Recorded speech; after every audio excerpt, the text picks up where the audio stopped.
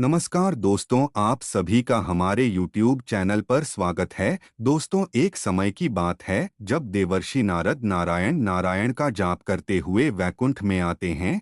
तब वे भगवान श्री हरि और माता लक्ष्मी को प्रणाम करते हुए बोले, हे प्रभु, आज मैं जब पृथ्वी लोक पर भ्रमण कर रहा था तब देखा कि कई सारी स्त्रियां अपने पतिव्रता धर्म का कठोर रूप से पालन कर रही थी, वहीं कुछ स्त्रियां अपने पति के आंखों में धूल झोंक कर अरपराएं पुरुषों के साथ अनैतिक संबंध बना रही थी। ऐसा क्यों होता है? मैं जानना चाहता हूँ। आखिर सच्ची पतिव्रता स्त्री की पहचान कैसे की जाए? हे प्रभु, उसके अंदर कौन से गुण होते हैं तथा एक चरित्रहीन स्त्री में कौन से अवगुण होते हैं? तब भगवान श्री हरि कहते हैं, हे नारद, आपने समस्त मानव जाति के कल्याण हेतु महत्वपूर्ण प्रश्न किए हैं, किंतु एक स्त्री के मन को समझ पाना किसी के भी बस की बात नहीं है। आपको इस प्रश्नों के योग्य उत्तर देवी लक्ष्मी ही दे सकती है।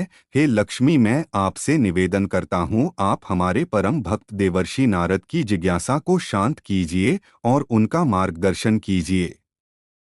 तब देवी लक्ष्मी कहती है, प्रभु, आपकी आज्ञा से मैं अवश्य ही नारद जी जिज्ञासा को पूरा करूंगी। हे देवर्षि नारद, जिस भी नारी के अंदर यह तीन लक्षण होते हैं, उस स्त्री का वंश शुद्ध होता है, उसके घर पर लक्ष्मी निवास करती है, उस नारी के पति के साथ ही पिता के भी इन दोनों कुल के लोगों को स्वर्ग की प्राप्ति होती है। जो स्त्रियां पतिव्रता होती है, वह मृत्यु के पश्चात विष्णु लोक को प्राप्त करती है। पतिव्रता स्त्री की महानता की एक पवित्र कथा सुनाती हूँ। इस कथा का श्रवण करने मात्र से ही व्यक्ति के सभी पाप नष्ट होते हैं। जो व्यक्ति ध्यान मगन होकर इस कथा को सुनता है, भगवान विष्णु उसके 32 अपराध माफ करते हैं। इसीलिए प्रत्येक मनुष्य को इस कथा को ध्यान से सुनना चाहिए। दोस्तों, देवी लक्ष्मी कहती है, हे देवर्षि नारद, प्राचीन काल की बात है। मध्य देश में एक अत्यंत शोभायमान नगरी थी। उसमें एक पतिव्रता ब्राह्मणी रहती थी। उसका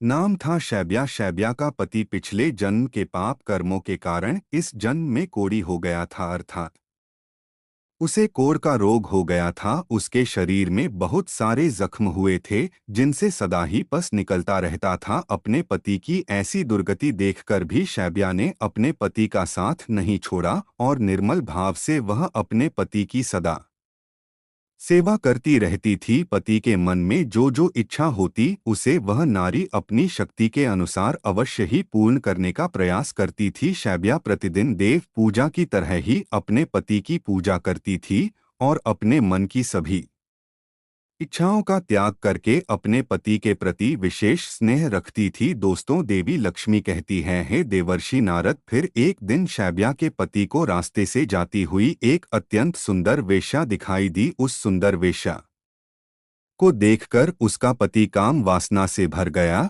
और उस वेश्या पर मोही हो गया। उस वेश्या के सुंदर रूप ने उस ब्राह्मण को पूरी तरह से अपने वश में कर लिया। उसके रूप को देखते ही वह आह भरने लगा, लंबी लंबी सांसें खींचने लगा और जब वह वेश्या उसकी नजरों से दूर चली गई तो वह बहुत दुखी हो गया। अपने पति की आवाज सुनकर वह पतिव्रता तुरंत दग्धती हुई घर से बाहर आ गई और अपने पति से पूछने लगी, हे नाथ, क्या हुआ? इतने उदास क्यों हो गए? आपने लंबी लंबी सांसें कैसे खींची? आपको जो कष्ट है मुझे बताइए। जो भी कार्य हो आप मुझे बताइए, वह मैं पूर्ण करने का प्रयास अवश्य करूंगी। हे प्राणनाथ, एकमात्र आप ही मेरे गुरु है, प्रियतम है। पत्नी के इस प्रकार से पूछने पर उसके पति ने कहा, हे प्रिय, मुझे जो चाहिए वह तुम नहीं दे सकती। तुम ही क्या, कोई भी मुझे नहीं दे सकता, इसीलिए उस पर व्यर्थ बात करना उचित नहीं है। इसीलिए तुम रहने दो। फिर वह पतिव्रता बोली, हे नाथ, मुझे विश्वास है कि मैं आपके कार्य को अवश्य सिद्ध कर सकती हूँ। आप केवल मुझे आज्ञा देने का कष्ट करें, मैं अपनी पूरी शक्ति लगाकर उस काम को पूरा करूंगी। उस कार्य को पूर्ण करने के लिए जो भी उपाय हो मैं करूंगी। अगर मैं आपके इस कार्य को पूरा कर सकी तो इस लोक में और परलोक में मेरा कल्याण होगा। फिर शैब्या के कोढ़ी पति ने कहा, हे प्रिय, ठीक है, बताता हूँ। अभी अभी इस रास्ते से एक अत्यंत सुंदर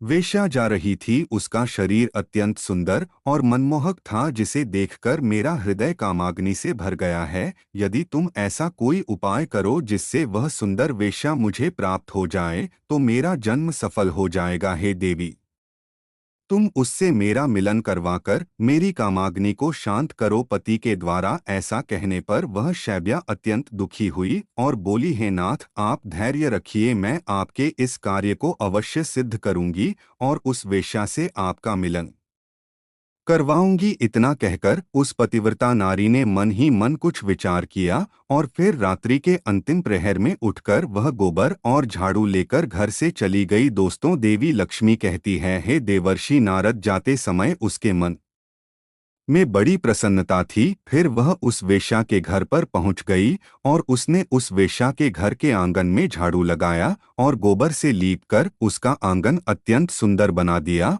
और लोगों की नजर पड़ने से पहले ही शीघ्रता से अपने घर को लौटकर आ गई। इस प्रकार से उस पतिव्रता स्त्री ने 3 दिनों तक उस वेश्या के घर के आंगन में झाड़ू लगाया और गोबर से लीपकर उसका आंगन स्वच्छ किया। उधर वह वेश्या अपने आंगन को देखकर अपने सेवकों से पूछने लगी, अरे वाह, आज आंगन की इतनी बढ़िया सफाई किसने की है? जिसने भी मेरा आंगन स्वच्छ किया है, मैं उसकी इच्छा पूर्ण करूंगी। फिर वेश्या के सेवकों ने कहा, हे वेश्या, घर के आंगन की सफाई तो हमने नहीं की, हमारे जागने से पहले ही कोई इस आंगन की सफाई करके चला जाता है। सेवकों की बात सुनकर वेश्या को बड़ा आश्चर्य हुआ और वह सोचने लगी कि आखिर कौन आकर उसके घर के आंगन को साफ कर रहा है। फिर उसने जानने के लिए रात भर जागरण किया और छिपकर देखने लगी। तभी उसने देखा कि रात्रि के अंतिम प्रहर में ब्राह्मणी आकर उसके घर के आंगन को साफ कर रही है। दोस्तों, देवी लक्ष्मी कहती है, हे देवर्षि नारद, ब्राह्मणी को देखते ही वह वेश्या बोली, हाय हाय, हे देवी, आप यह क्या कर रही हो? क्यों मुझ पापी स्त्री के घर का आंगन साफ कर रही हो? मुझे क्षमा करो, आप यह काम मत करो। इतना कहकर उस वेश्या ने उस ब्राह्मणी के पैर पकड़ डिश लिए और कहा, हे पतिव्रते, आप क्यों मेरी आयु, यश, संपत्ति, कीर्ति का विनाश करने की चेष्टा कर रही हो? मैंने कौन सा अपराध किया है? हे साध्वी, आपको जो चाहिए वह मांगो, मैं बिना सोचे ही आपको दे दूंगी, किंतु आपको यह कार्य शोभा नहीं देता है। तब उस पतिव्रता ने उस वेश्या से कहा, हे सुंदरी, मुझे धन की लालसा नहीं है, किंतु ही से मुझे कुछ काम है। यदि तुम करोगी तो मैं बताती हूँ, यदि तुम उस कार्य को पूर्ण करोगी तो मेरे मन को शांति मिलेगी और तभी मैं समझूंगी कि तुमने मेरा सारा मनोरथ पूर्ण कर दिया। फिर वह वेश्या बोली, है पतिव्रत, आप जल्दी बताइए, मैं वचन देती हूँ, आपका जो भी अभीष्ट कार्य है उसे मैं अवश्य पूर्ण करूंगी। माताजी, आप महान पतिव्रता है, आपका कार्य करूंगी तो मेरे सभी पाप नष्ट हो जाएंगे। आपके चरण छू लेने से ही मैं पाप से मुक्त हो चुकी हूँ। कृपया आप जल्दी बताइए, मैं आपकी किस प्रकार से मदद कर सकती हूँ? फिर उस पतिव्रता ने लजाते हुए कहा, है सुंदरी, कुछ दिनों पहले मेरे पति की नज़र तुम्हारे शरीर पर पड़ी थी, जिसे देखकर वे तुम्हारे शरीर के मोह में पड़ गए हैं और तुमसे से मिलन करने की इच्छा कर रहे हैं। इतना सुनकर वह वेश्या चौंक गई और कुछ क्षणों तक विचार करने लगी। उसे उस दुर्गंध युक्त कोढ़ी पुरुष के साथ संबंध बनाने की बात सोचकर बड़ा दुख होने लगा। वह वेश्या उस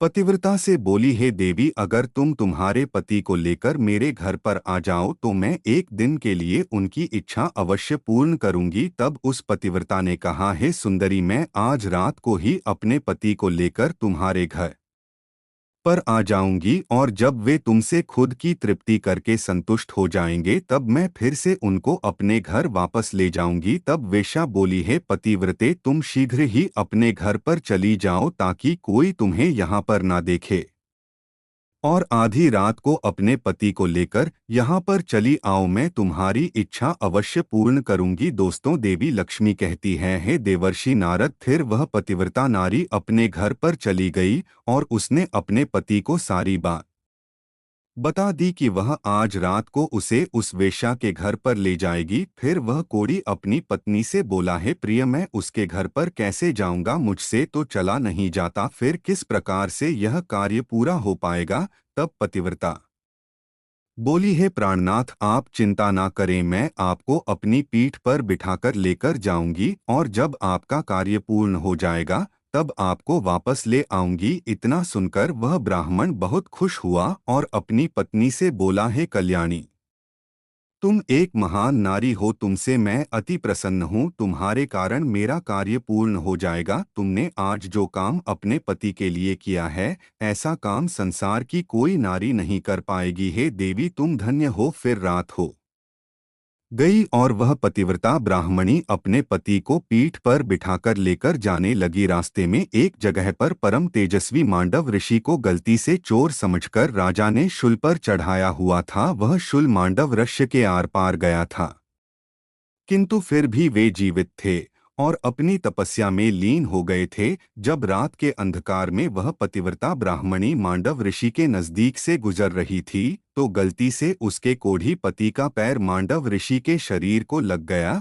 और उनकी तपस्या भंग हो गई। मांडव ऋषि अत्यंत क्रोधित हो गए और श्राप देने लगे, जिस पापी ने भी मेरी तपस्या भंग की है और मुझे वेदना दी है, वह पापी सूर्योदय होते ही भस्म हो जाएगा। ऋषि मांडव ने श्राप देते ही वह कोड़ी जमीन पर गिर पड़ा। ऋषि मांडव का श्राप सुनते ही उस पतिव्रता को बहुत दुख हुआ और वह कहने लगी, आज से 3 दिनों तक सूर्य का उदय ही ना हो। इतना कहकर वह पतिव्रता अपने पति को लेकर घर चली गई और अपने पति को डोट शैया पर लिटाकर उसके पास बैठ गई। दोस्तों, देवी लक्ष्मी कहती है, हे देवर्षि नारद, पतिव्रता की वाणी में इतनी शक्ति होती है कि वह जो भी कहती है वह सत्य हो जाता है और पतिव्रता के कहने पर साक्षात सूर्यदेव को भी उसकी इच्छा का पालन करना पड़ता है, क्योंकि स्वयं भगवान विष्णु ने ही पतिव्रता स्त्रियों को यह वरदान दिया है कि वे जो बोलेगी वह अवश्य ही सिद्ध हो जाएगा।